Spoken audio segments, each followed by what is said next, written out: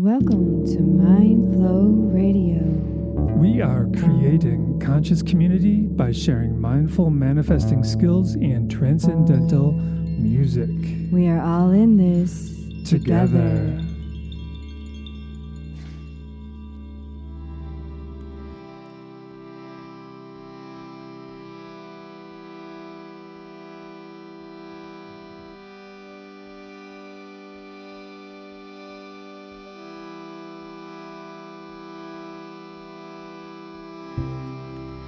I will to will thy will, I will to will thy will, I will to will thy will, I will to will thy will, I will to will thy will, I will to will thy will, I will to will thy will, I will to will thy will. The path of the mother, the path of the mother, the path of the mother, the path of the mother, the path of the mother, the path of the mother, the path of the mother, the path of the mother. Jai Ambe Ma, Jai Ambe Ma, Jai Ambe Ma, Jai Ambe Ma, Jai Ambe Ma, Kali Ma, Jai Ambe Ma, Durga Ma, Jai Ambe Ma, Saraswati Ma, Jai Ambe Ma, Lakshmi Ma, Jai Ambe Ma, Kali Ma, Jai Ambe Ma, Durga Ma, Jai Ambe Ma, Saraswati Ma, Jai Ambe Ma, Lakshmi Ma.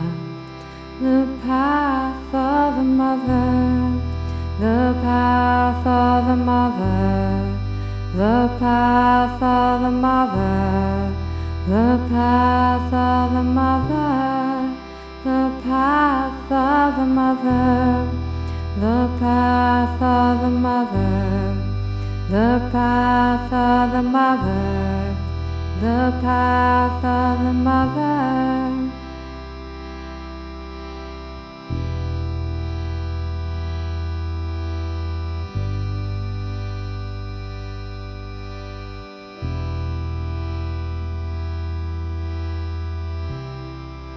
Shri Yantra, Shri Yantra, Shri Yantra, Shri Yantra, Shri Yantra, Shri Yantra, Shri Yantra, Shri Yantra. Awaken consciousness, go through the dark night. Awaken wisdom, receive the light. Awaken consciousness, go through the dark night. Awaken wisdom, receive the light. Receive the light. Receive the light. Receive the light. Receive the light. The path of the mother, the path of the mother, the path of the mother, the path of the mother, the path of the mother, the path of the mother, the path of the mother, the path of the mother. Jai Ambe Ma, Jai Ambe Ma, Jai Ambe Ma, Jai Ambe Ma, Jai Ambe Ma, Durga Ma, Jai Ambe Ma, Kali Ma, Jai Ambe Ma, Saraswati Ma, Jai Ambe Ma, Lakshmi Ma, Jai Ambe Ma, Durga Ma, Jai Ambe Ma, Kali Ma, Jai Ambe Ma, Saraswati Ma, Jai Ambe Ma, Lakshmi Ma. I will to will thy will, I will to will thy will, I will to will thy will, I will to will thy will, I will to will thy will, I will to will thy will, I will to will thy will, I will to will thy will. Shri Yantra.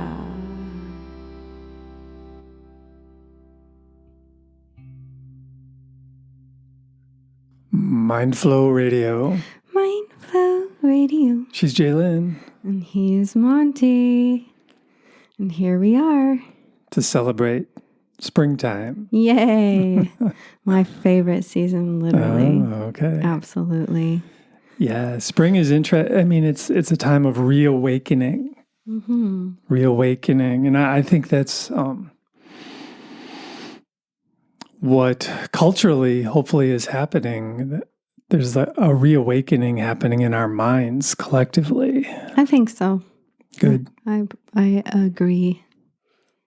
Mm-hmm. I've been pondering the idea of consciousness continuum, where on one end of the continuum is very superficial thinking, and on the other end of the continuum is deep and thorough analysis. So maybe in this reawakening, this time of reawakening, we're collectively moving more into the deeper analysis of our thoughts and just the having more peace of mind in our... Yeah, I guess the question that comes to mind for me with that suggestion is it really analyze your thoughts, or is it just don't have thought? Well, both, actually. I mean, if we think both, right? If we think too much and our minds are ruminating, we're thinking all the time, then our thoughts will tend to be superficial, because thinking all the time is not healthy for our minds. No.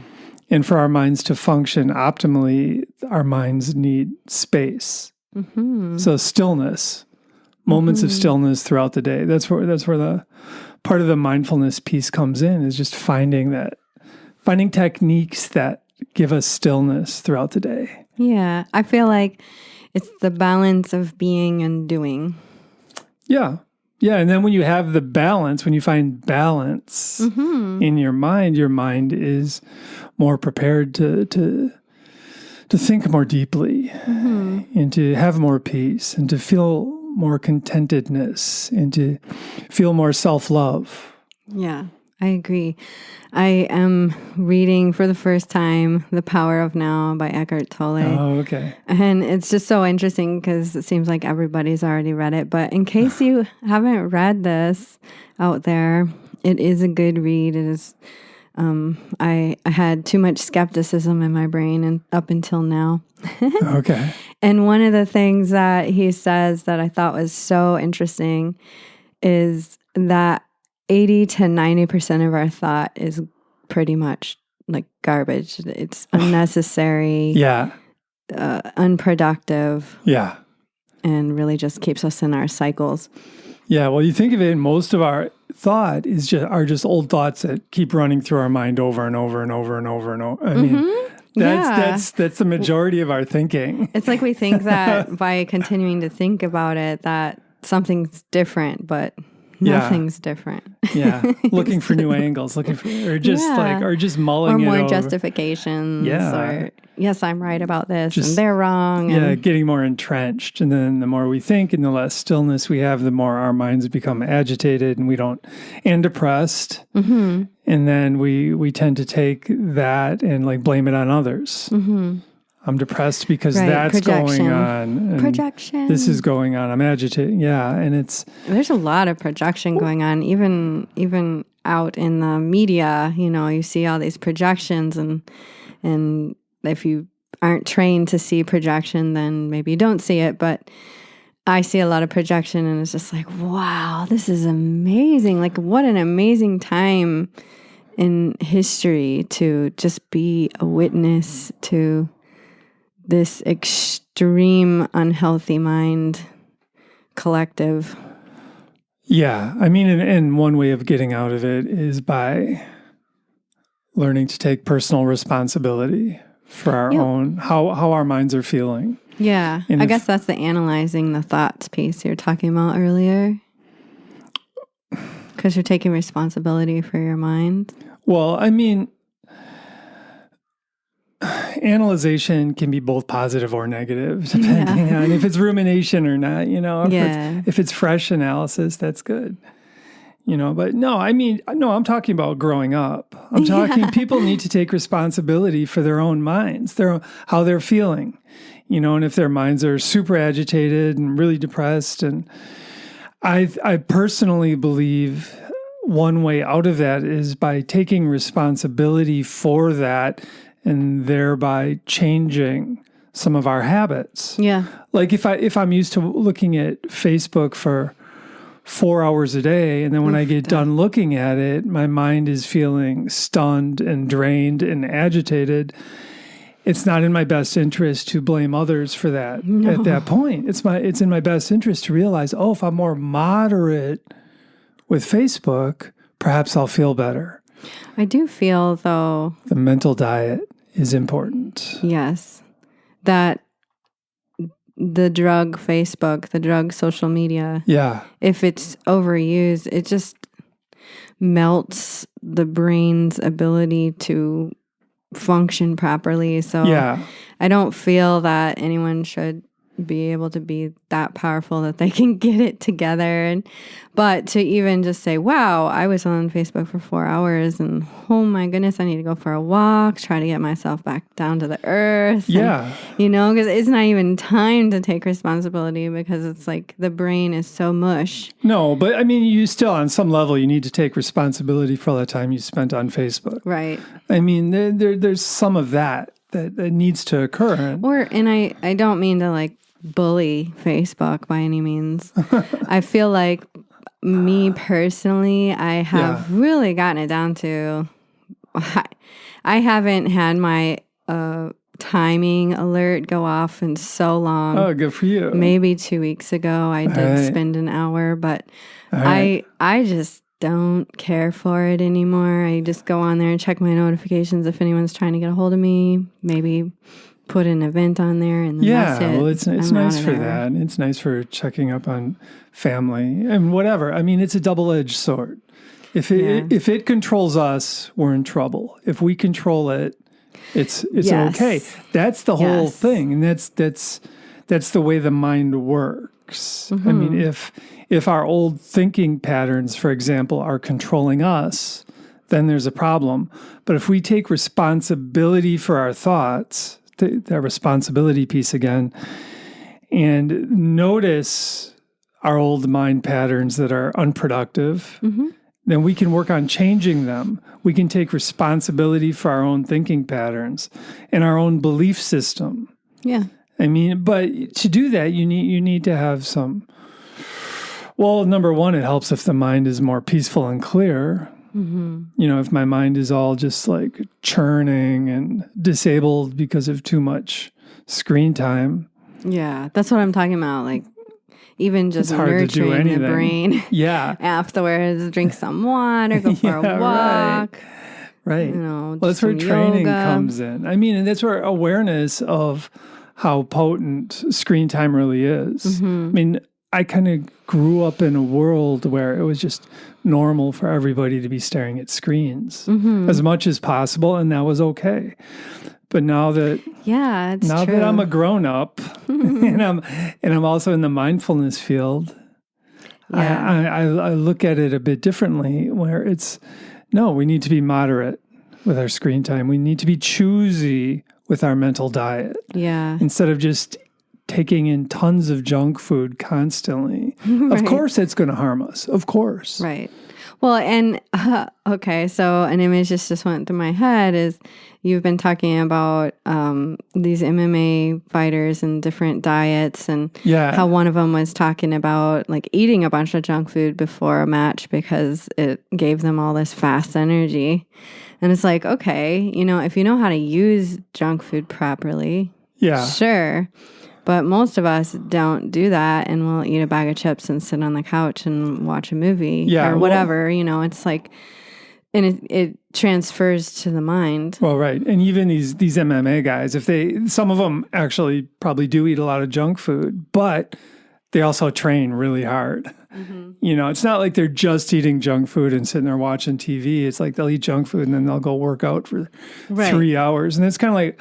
People, as far as us, our MMA training is meditation, is yoga, is Tai Chi, is just metacognition. It's being that neutral, that scientific witness to our own thinking patterns. Yeah. That's our training that we take with us. Yeah.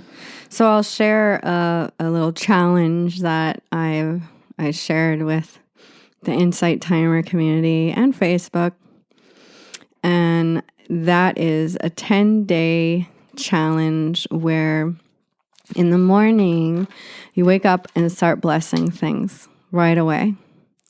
And then after you've been blessing things for a while and you've already blessed your tea or your coffee and you're taking a moment to just sit and rest.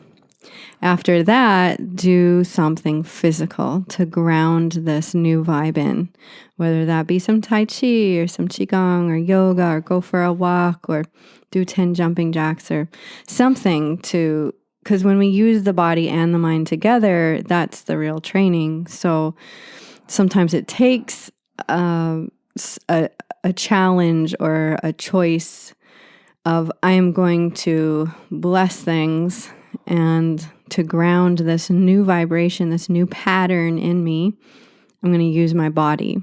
Yeah. And kinesiology is the art of movement and healing the brain. So just the act of moving the body after making some mental choices is a really great way to change your neurology. Yeah. And where did I want to go with that? Oh, it's been working for me. I think we've been doing this for a while, and I'm starting to notice, and I'm somebody who was brought up where you pray for everything at the table or anything and everything was prayer time. And as an adult, I've really grappled with my rebellion on that. And now, for years, I will have dinner with somebody and they'll bless the food and I'll be like, wow, that was cool. But I never really did it. I didn't do it for my kids or myself or anything like that because I was still in that rebellion. And I've been wanting to change that. So I did this challenge mainly for myself, but because I knew that I would get some people to energetically support that challenge for myself and their self. And it's working. Well, so what is the challenge?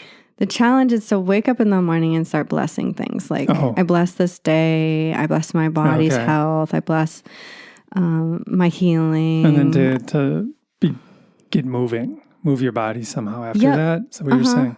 Yeah. And I personally haven't really found the perfect place for the movement, but eventually I do remember to do it.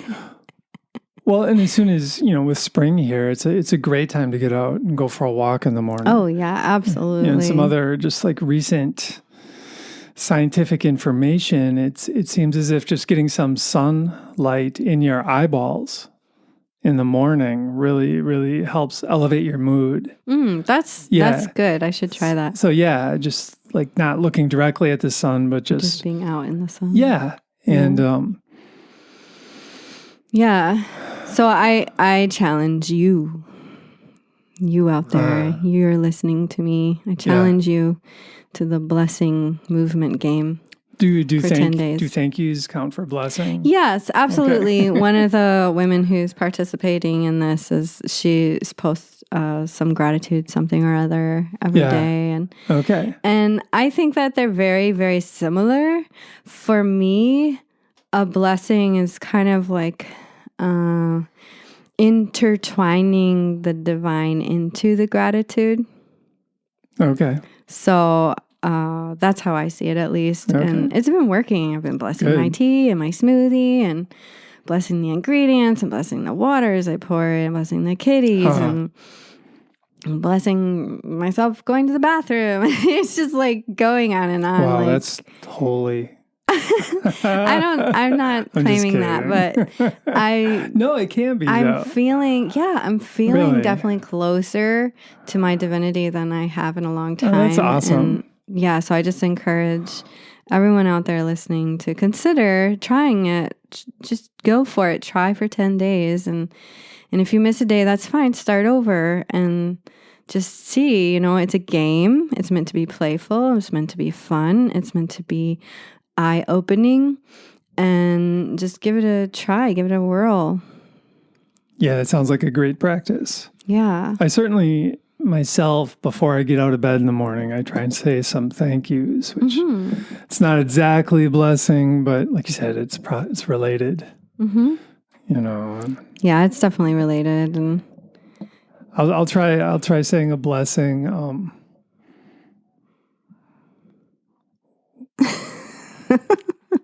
As much as possible. That sounds awesome. You do blessings every day too. After your Tai Chi. Oh, well, I say prayer for my family and the world, I guess. Mm-hmm. Yeah, and that's a blessing. Okay. Prayers are blessings. Blessings are prayers. Okay. That's how I see it. That's in my book. Prayers are blessings and blessings are prayers. And why is it a good time to do this now? Because we're coming up on the equinox. And what does that mean? Equinox is when the day and the night are in balance. They are equal. And this is a really great opportunity for us to be in balance and have equanimity with being and doing. And our spirit and our physical vessel. Yeah, the yin yang thing. Yeah, the yin yang symbol I think represents that. Just the dark part is our bodies, our material self, and the white part is our spirit. And if we find a balance between the two, we're a healthy, productive human, I would say. Or we're on the path. And knowing that they're both intertwined, like in the matter is the spirit, and in the spirit is the matter. Yeah, right. We can't separate them, at least while we're in this physical form. Right. But finding that balance. That's a great theme for this springtime. Yeah. And I think that that's where this challenge is so poignant and meaningful at this time of year, because we are more effective when we embody our physical self. So by acknowledging our divinity in the body, we are more effective at manifesting, at healing, at supporting others in their healing. Well, and it certainly gives me a comforting perspective when I can get there, when I can feel my own soul within the body. It kind of puts everything into perspective, and it's very comforting. It's like, oh, 100 years goes by like a flash of lightning, and I shouldn't take things too seriously because everything will work out. And we're spiritual beings having a temporary human experience. Absolutely. I mean, what more do we need? Right.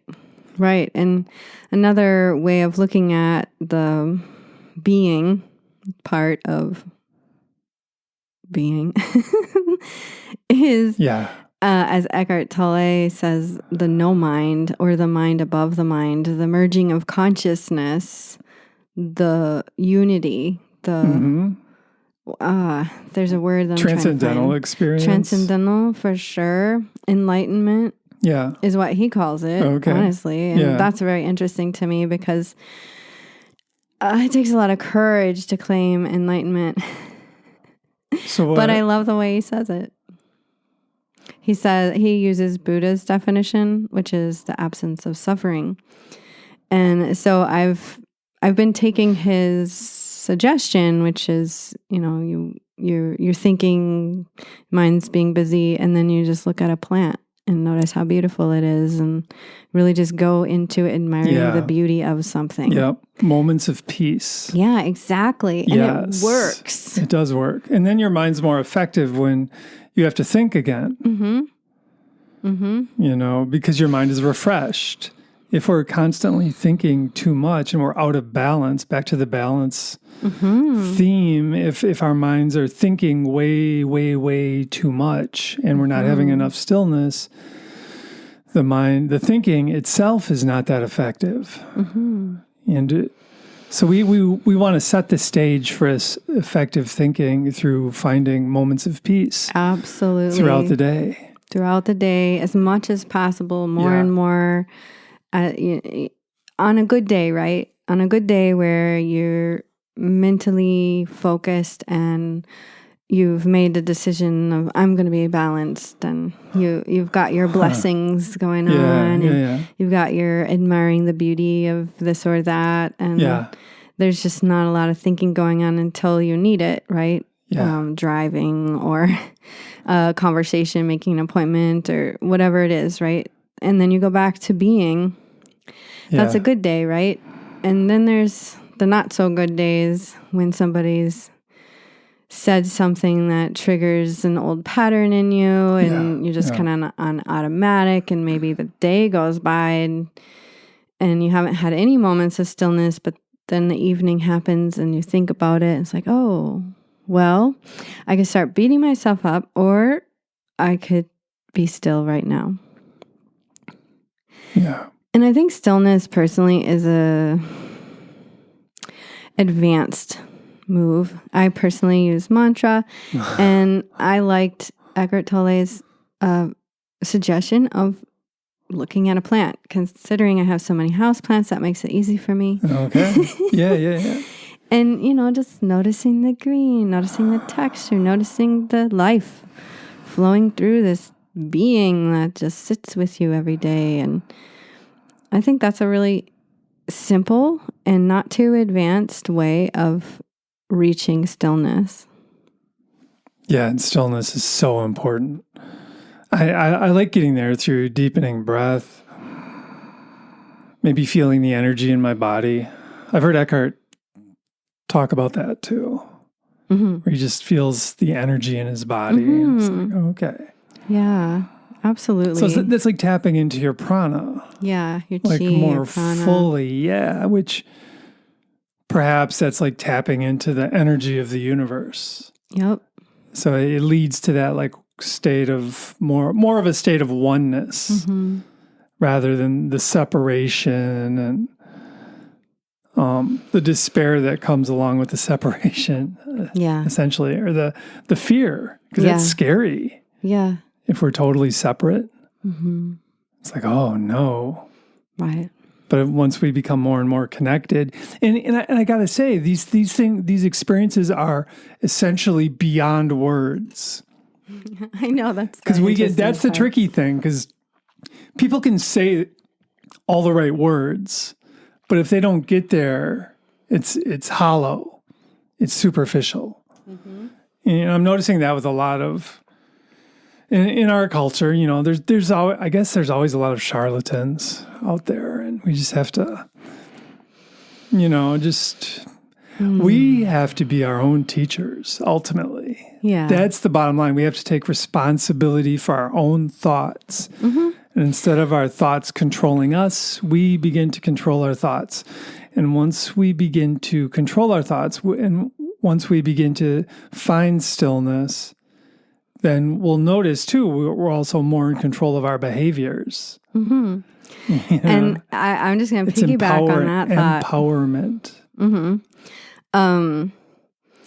Yes, I have been seeking knowledge and wisdom since I was 16. I've been finding alternative teachers and mentors since then. And I have a personal belief system set that I know that I'm being attracted to something I need to know. And I know that this wisdom is coming through a human. And this human has an ego.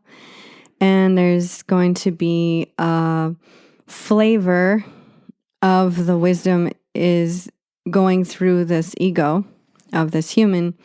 So I've gotten really good at gleaning wisdom because I do believe that we do need to see the wisdom in each other, but also to ultimately be our own teacher in the sense of knowing what you need to learn, knowing who's got the knowledge, and knowing what their human elements are that are flavoring the wisdom so that you can tease it out, sort it out, and really absorb the wisdom. Yeah. And from my perspective, I do believe that everybody, every single human has essentially beaten the odds.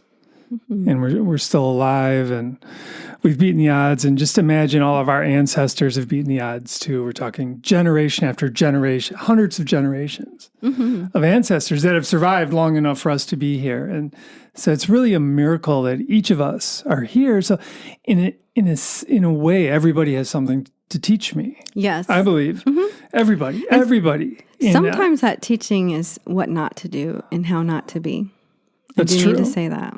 That's true. I mean, yeah. But I mean, ultimately, I am my own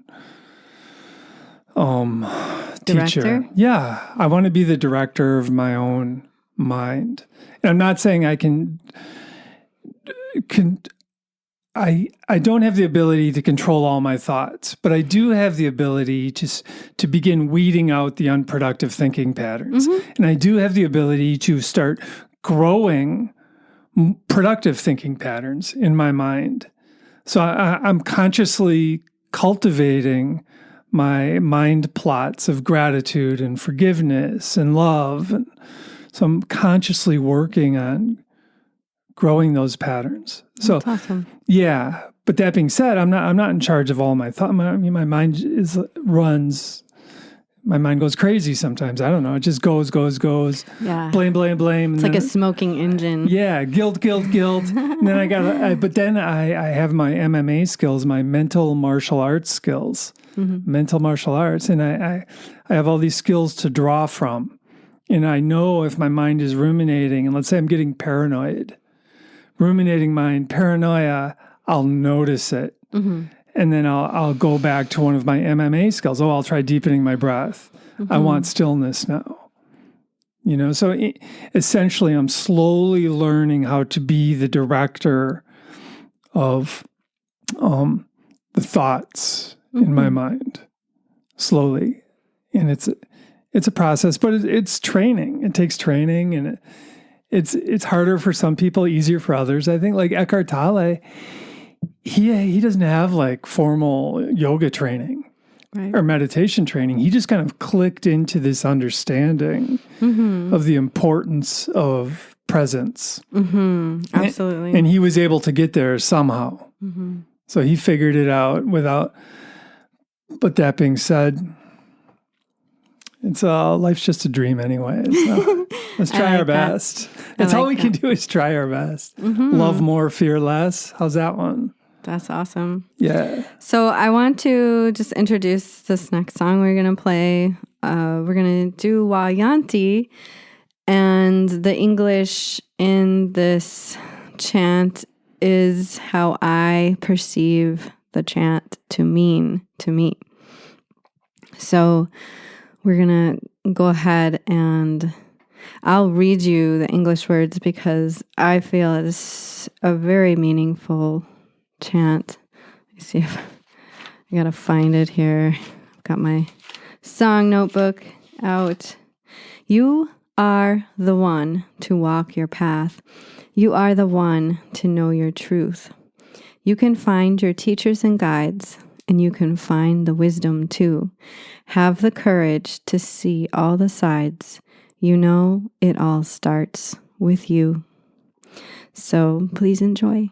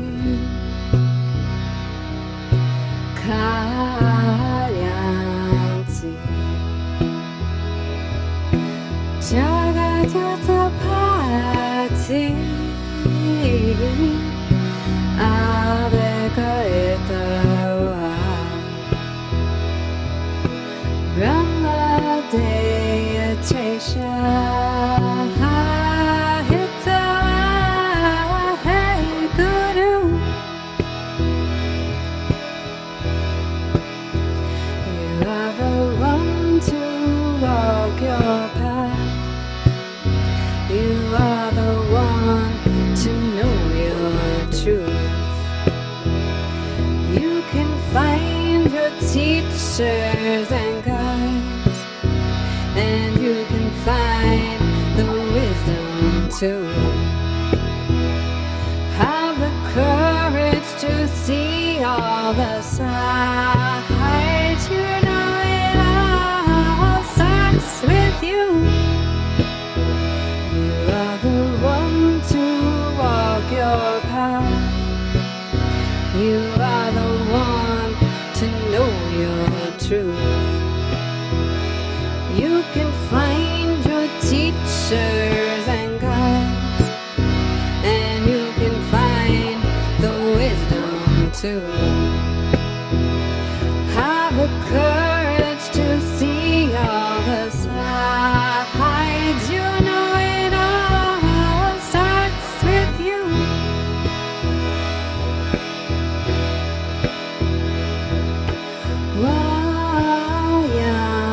Yantee, Yantee, Jagadutapati, Adekaitawa, Brahmadeya Tresha.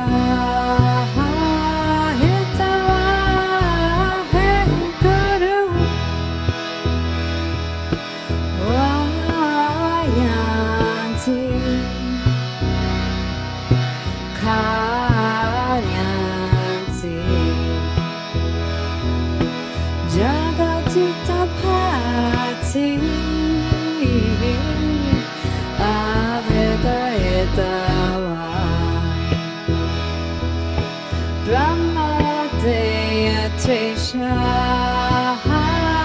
Hitawa Hey Guru.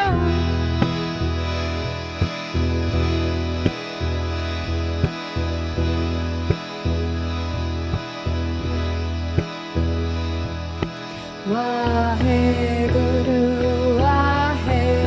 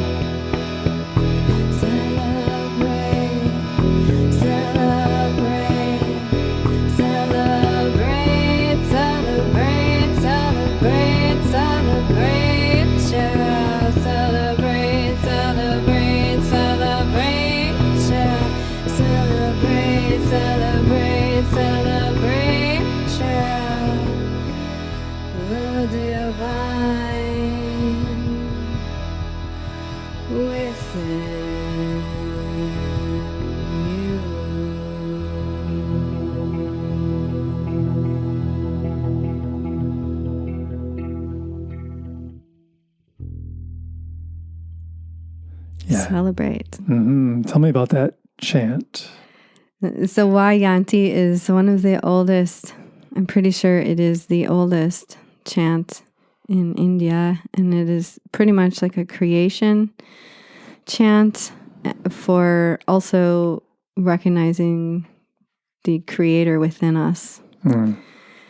And Waheguru means to celebrate that which takes us out of the darkness, which is the true translation of guru, to take out of the dark. So those seem very related to me, because when I can look within myself and feel the higher power within me, or the spirit within me, then what's the second chant?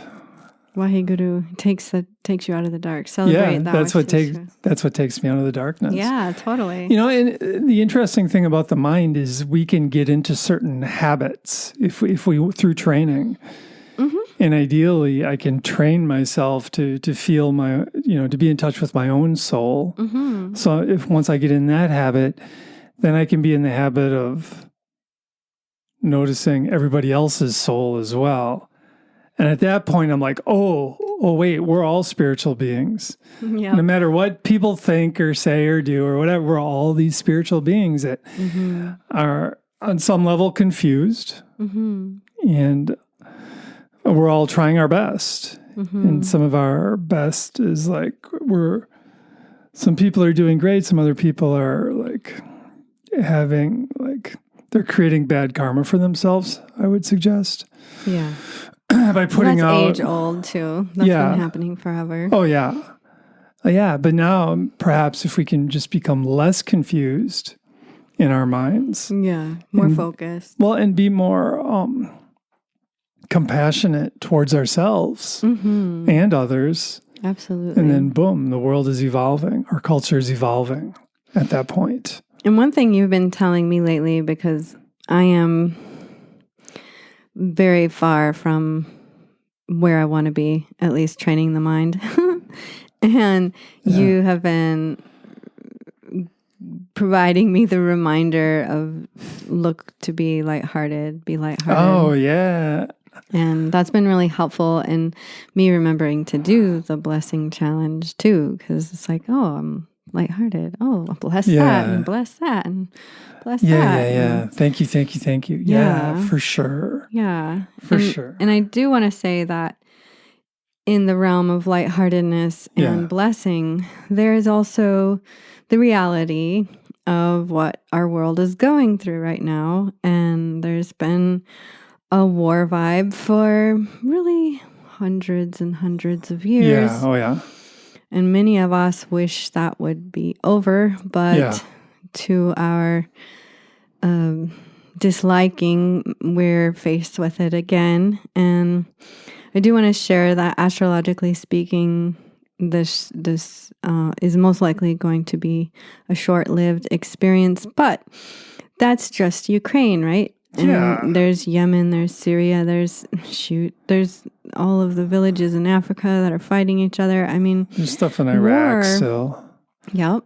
Israel. Yep. I mean, it's just amazing how much war we have had to accept in our life. Yeah.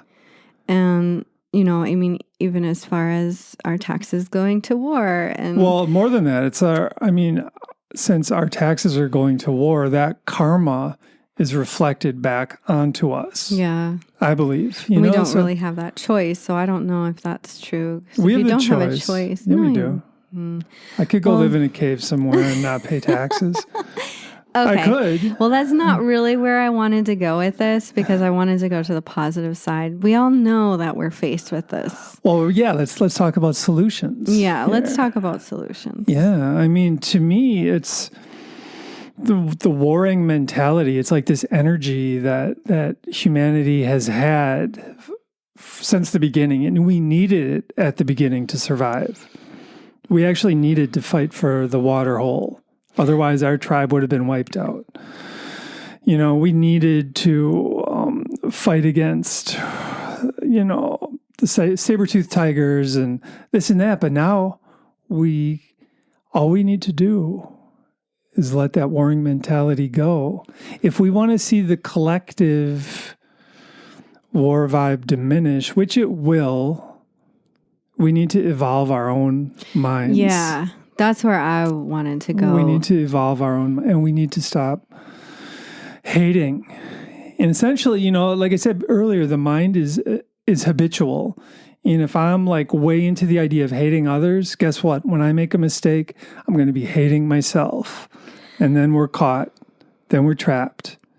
Yeah, I feel that it is hard to make choices outside of the collective vibe. I know that because I've done it most of my adult life. And in some ways, if you have a rebellious tendency, then it is easy to go, oh, the collective vibe is warring and I'm not going to be like that. I'm going to be peaceful. Yeah. But for a lot of people, the collective vibe of warring divisiveness among each other in our own cultures. Against ourselves. Shoot, over the last 2 years, we have become very divided, very divisive, and very finger-pointy, blamey, adding all kinds of words and dogma onto things to make things difficult for pretty much everyone to talk to anyone. And then a war breaks out. I mean, it's like, well, what were we really expecting? Well, and like you said, war's been constant. Yeah, it has it's been not constant. Like there's a new war stage. It's like, no, it's been going on for, like you had mentioned, hundreds of years. Right. And now it's time for that to shift. And, and for people who believe we can't shift out of war, I just suggest, no, people can evolve. We can shift our thinking. Yeah. And our belief systems. Exactly. And what I wanted to say, though, is all this is happening. We can raise up out of it. And there's another collective out there, and that's a collective of peace. Yeah. And of spiritual growth and evolution. The love rebellion. I mean, it's real. It's there. And it's not just us, folks. Yeah.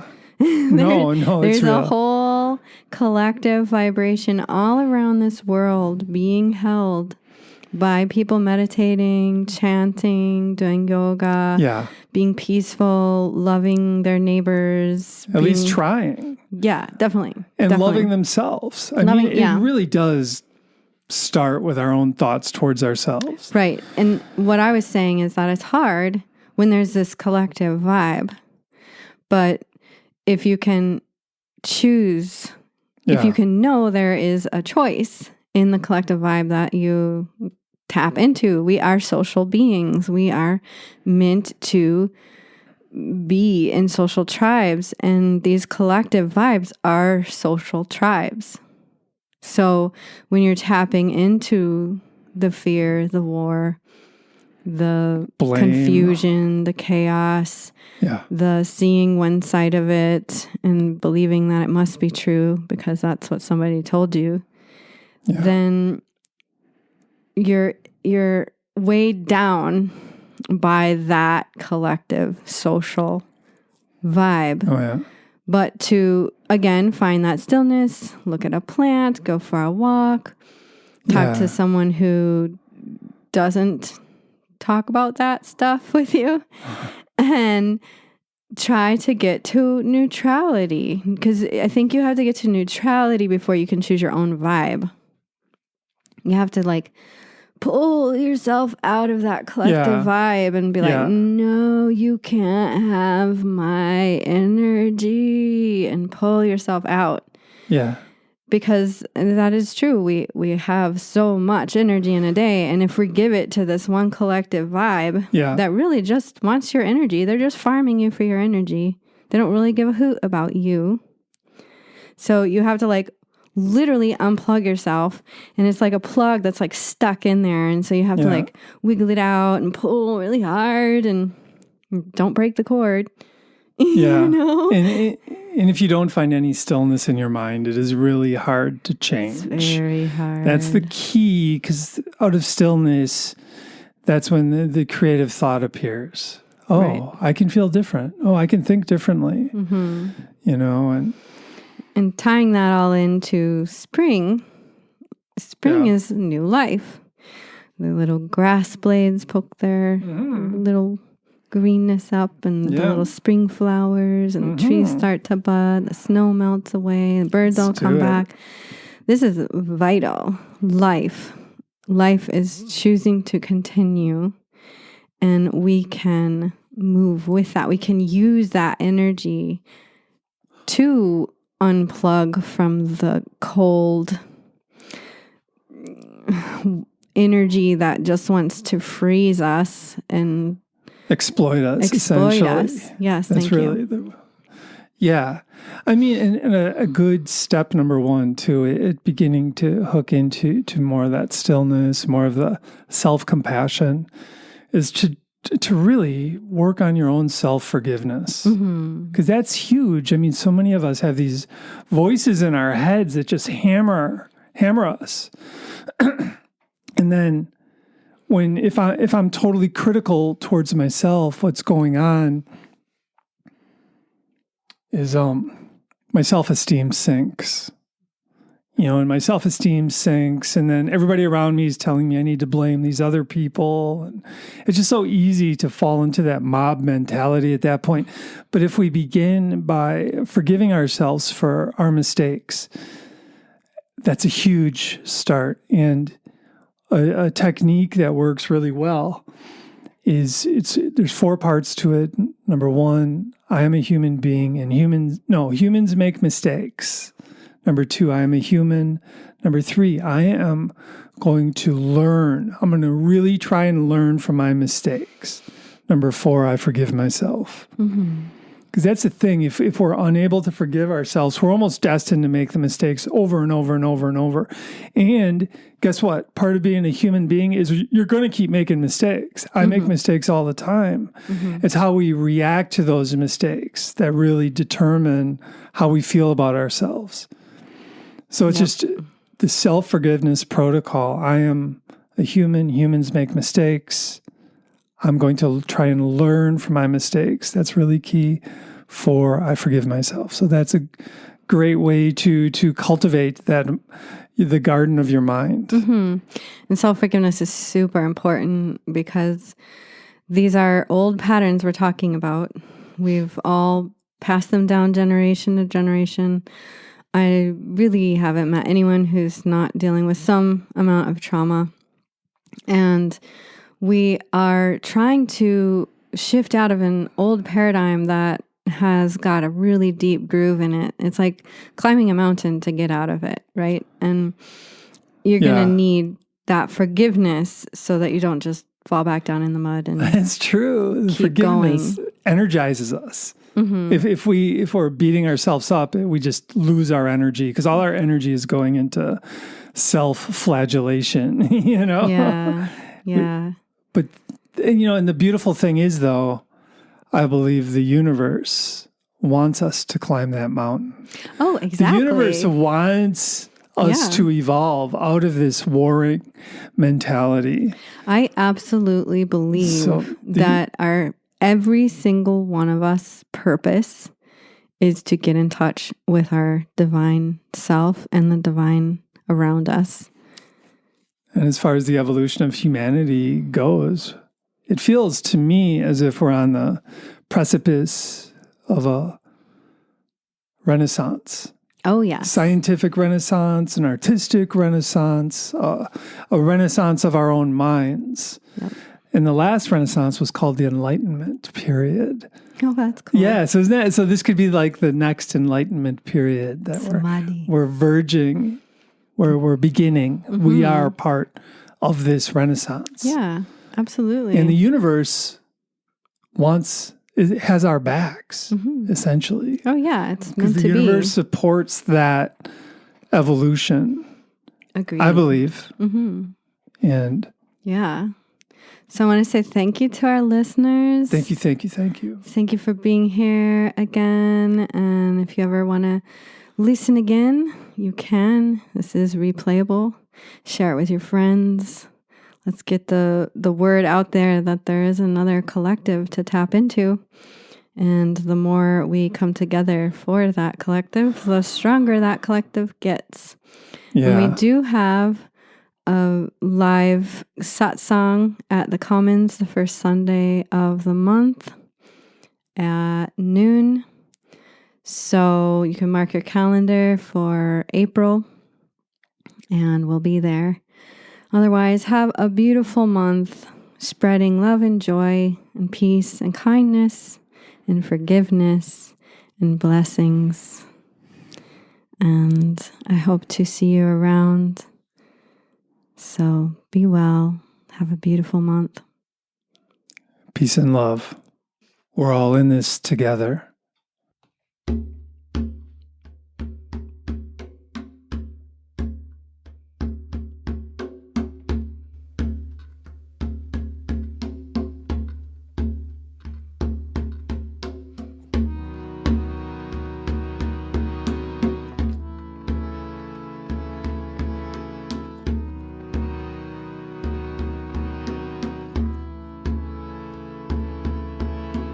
I surrender my resistance to the source within me. I surrender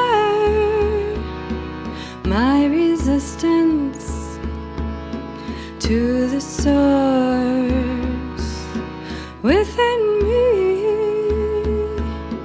Within me.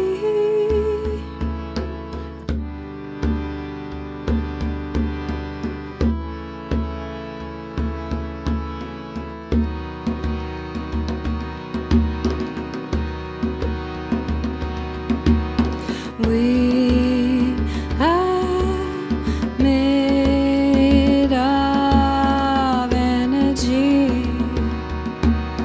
energy. We are made of energy,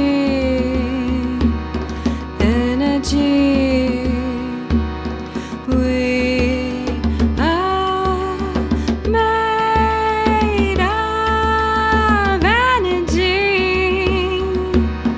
energy. We are made of energy, energy, energy, energy.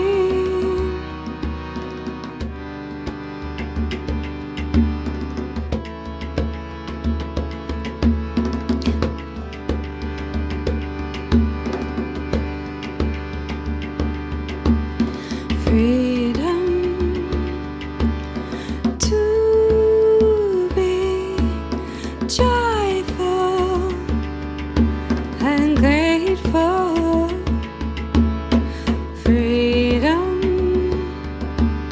to be joyful and grateful.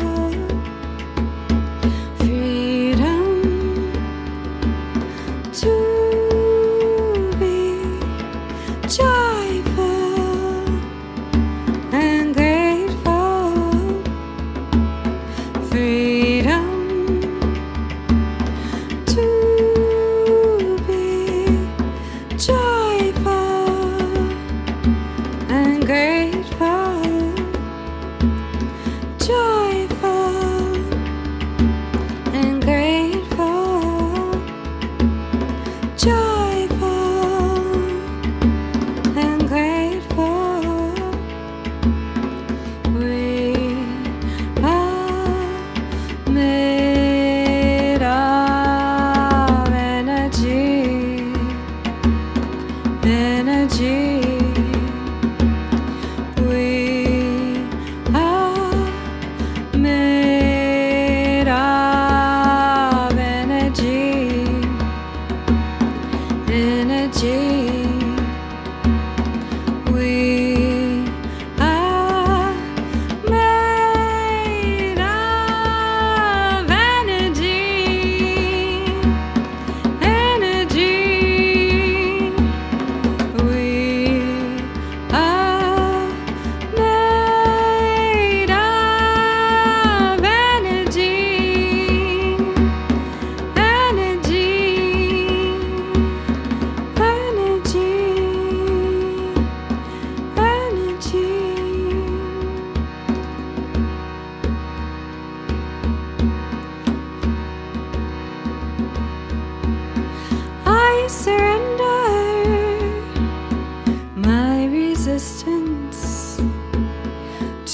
the source within me.